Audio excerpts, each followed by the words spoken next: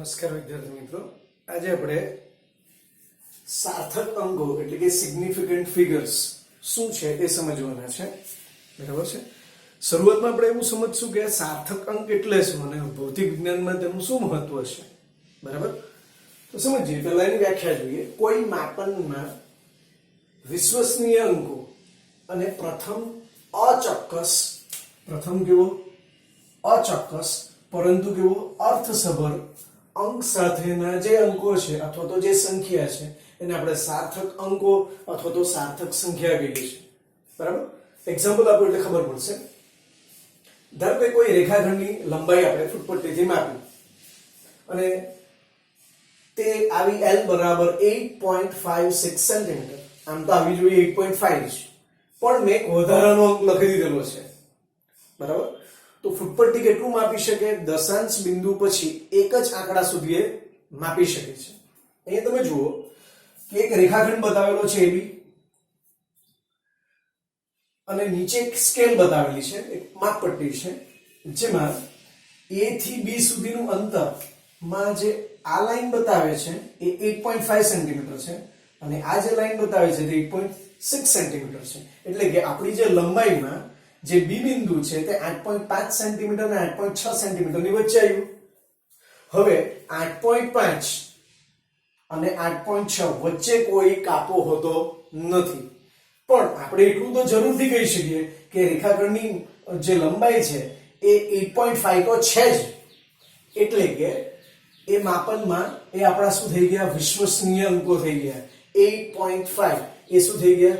વિશ્વસનીય અંકો થઈ ગયા. પણ શું તે એક્ઝેક્ટલી 8.5 છે કે સહેજ વધારે છે?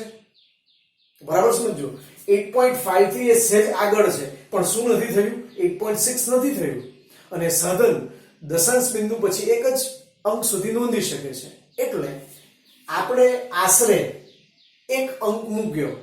એ અંક શું મૂક્યો? મેં અત્યારે 6 મૂકેલો છે. તમે 1 મૂકી શકો, 2 મૂકી શકો, 3 મૂકી શકો, 4 5 6 7 8 ગમે તે મૂકી શકો. એટલે ત્યાં અંક આવવાનો તો છે. બરાબર છે. એટલે તે અર્થસભર તો છે, પણ તે કેવો છે? અચોક્કસ છે. તમને એવું લાગ્યું કે 6 નથી લખવો, 5 લખવો છે, 2 લખવો છે, 5 કંઈ પણ લખવો છે. બરાબર છે. તો એ જુદો જુદો લખી શકાય. એટલે એ આવવાનો તો છે, પણ સાધનની લઘુત્તમ માપ શક્તિ એટલી નથી કે દશાંશ બિંદુ પછી બીજા અંકને લખી શકે.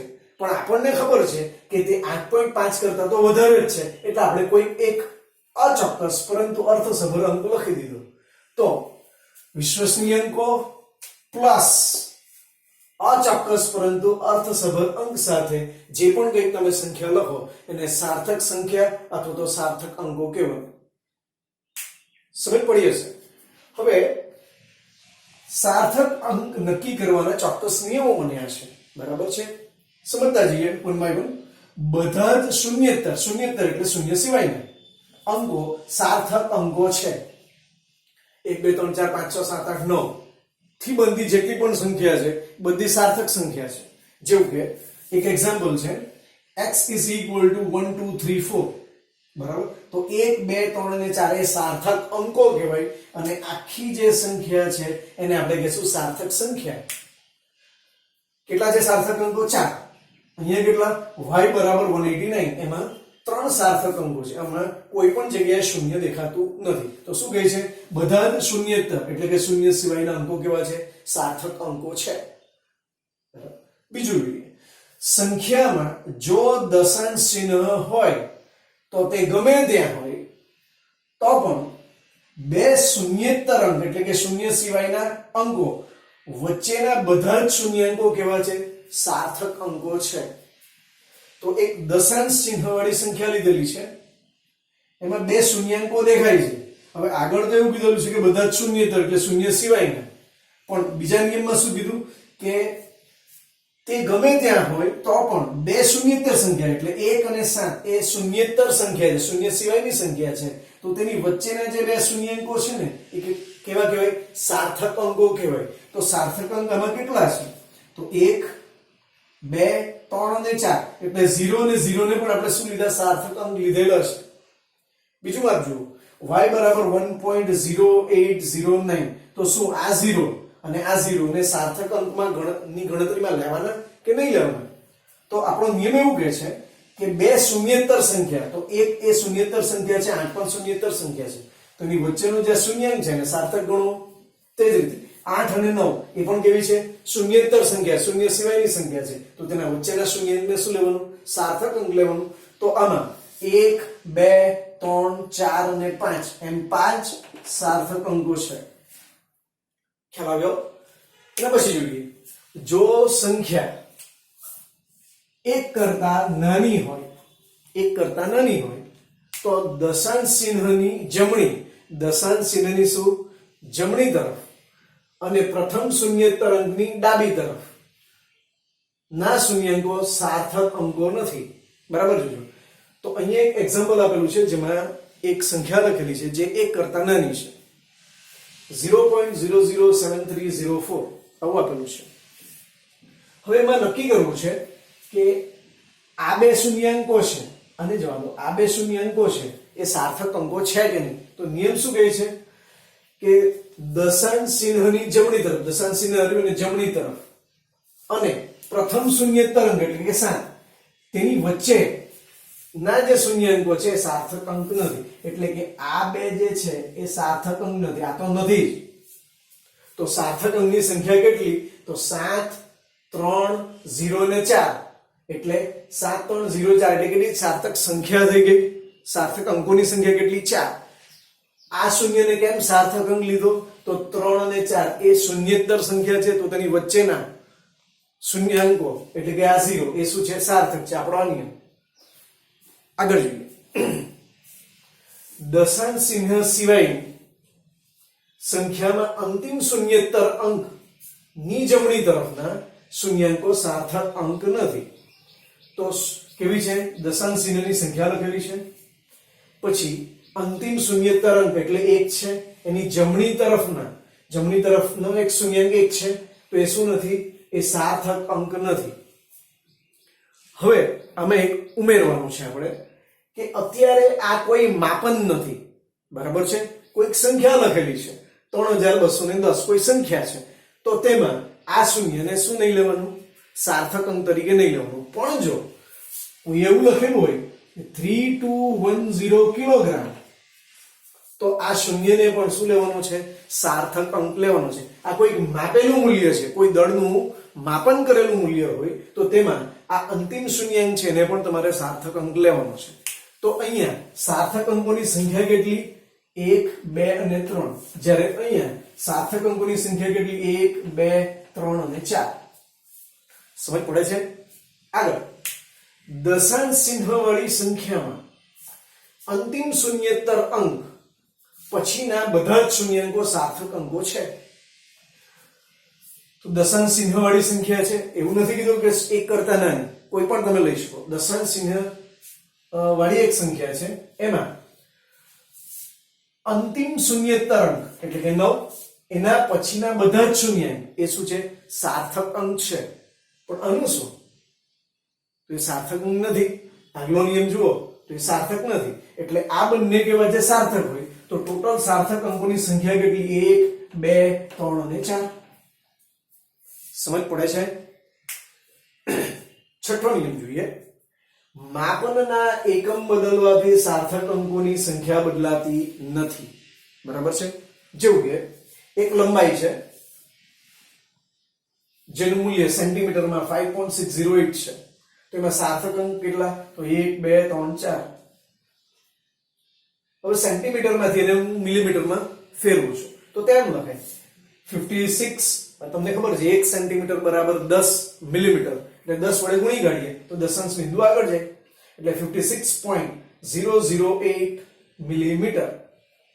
તો અહીંયા પણ તમે જુઓ 5 6 0 અને 8 ચાર સાર્થક અંકો છે. તમે એકમ બદલ્યા પણ સાર્થક અંકોની સંખ્યા બદલાઈ નથી. પછી L બરાબર, હવે એને માઇક્રોમીટરમાં લખેલું. માઇક્રો એટલે 10⁻⁶. તો કેવી રીતે લખાય? તો 56080 માઇક્રોમીટર. બરાબર છે? તો અત્યારે આમાં સાર્થક અંકો 5 6 0 અને 8 એટલા લખવા જોઈએ. પણ જો આ મૂલ્ય માપેલું હોય, બરાબર, એટલે કે માપન હોય, તો તેમાં આ શૂન્યને પણ તમારે શું લેવાનો, સાર્થક અંક લેવાનો. એટલે અહીંયા ત્યારે 4 નહીં પણ આપણે શું લખશું, 5 સાર્થક અંકો લખશું. સમજ પડશે? બરાબર. તો તે રીતે આપણે એને સાર્થક અંક તરીકે લઈ શકીએ. પણ હવે અહીંયા એક કન્ફ્યુઝન થાય છે કે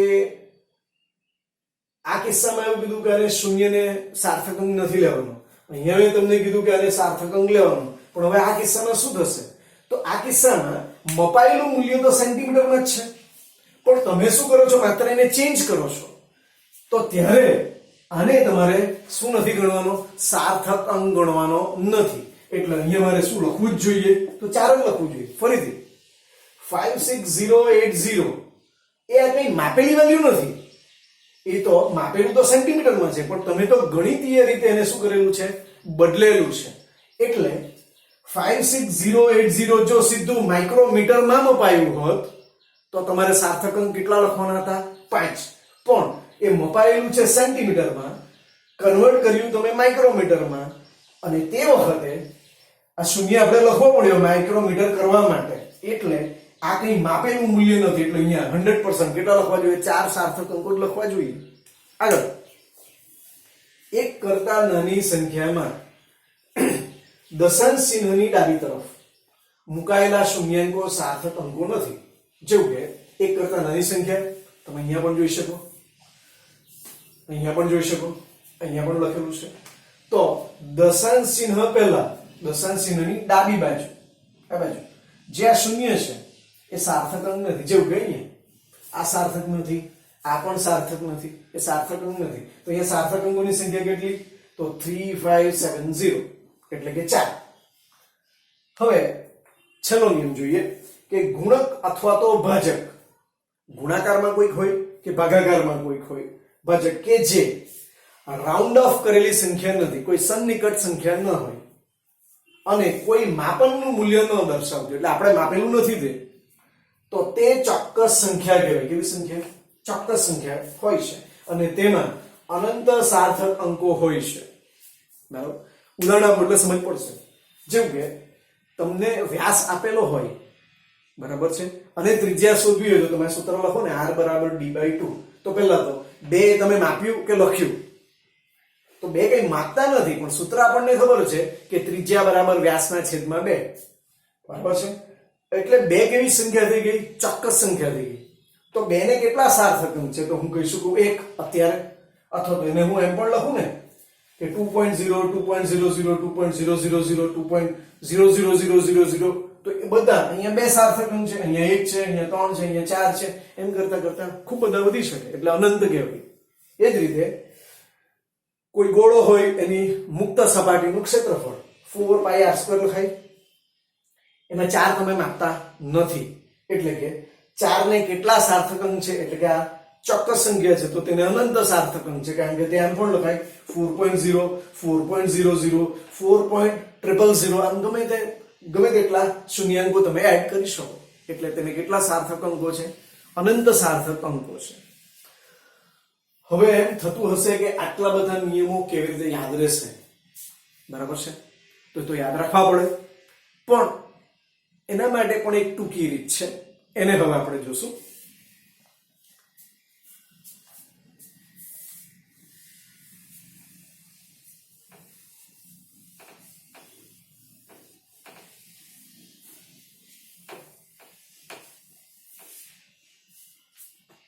તો કોઈ પણ આપણને માપનની કોઈ પણ વેલ્યુ આપેલી હોય, એને એક ચોક્કસ રીતે, એક ચોક્કસ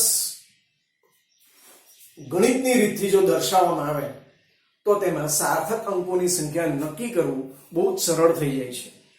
જેવું કે એક ઉદાહરણ આપું, 4540 કિલોગ્રામની કોઈ વસ્તુ છે, એટલે આ દળ થઈ ગયું. એને હું આમ પણ લખી શકું ને, is equal to 4.540 into 10⁻³ kilogram. એટલે કે જે સંખ્યા આપેલી હોય તેમાં પ્રથમ સંખ્યા પછી, પ્રથમ અંક પછી દશાંશ બિંદુ મૂકવાનું, અને દશાંશ બિંદુ ખસેડ્યું, એકચ્યુઅલી તે અહીંયા હતું અને તમે આમ ખસેડ્યું. બરાબર છે? તમે શીખ્યા છો કે દશાંશ બિંદુ જે જગ્યાએ હોય એનાથી ડાબી તરફ ખસે તો તમે જેટલા કૂદકા મારો, અહીંયાથી 1 2 અને 3 ત્રણ કૂદકા માર્યા એટલે 10 ની ધન ઘાત વધે. કેટલી ઘાત, કેવી ઘાત વધે? ધન વધે.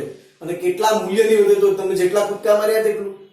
તો એને આમ લખી શકાય. તો હવે જુઓ કે આમાં સાર્થક અંક નક્કી કરવા બહુ સરળ છે. 1 2 3 ને 4 બરાબર છે. બીજું લઈએ કે લંબાઈ લઈએ 0.0237 બરાબર છે સેન્ટીમીટર. એટલે નિયમોને યાદ નથી રાખવા. મને હવે નિયમ તો આપણને આવડી જ જવાના છે, પણ મારે નિયમ નથી યાદ રાખવા. અને હું શું લખું? 2.37 ઇન્ટુ, તો હવે દશાંશ બિંદુ ક્યાં ખસ્યું? તો દશાંશ બિંદુ અહીંયા હતું અને તે જમણી તરફ ખસ્યું છે. કેટલા કૂદકા મરાવ્યા આપણે? તો 2, 1 અને 2 એટલે ઇન્ટુ 10⁻² સેન્ટીમીટર. તો હવે 10 ની જે ઘાત હોય છે ને એને સાર્થક અંકોમાં લેવાની હોતી નથી. એટલે આની તો ચિંતા કરવાની જ નહીં તમારે. તો હવે તમે જુઓ તો આપણા નિયમ મુજબ પણ 3 સાર્થક અંક હતા અને અહીંયા પણ કેટલા છે? 3 છે. બરાબર છે.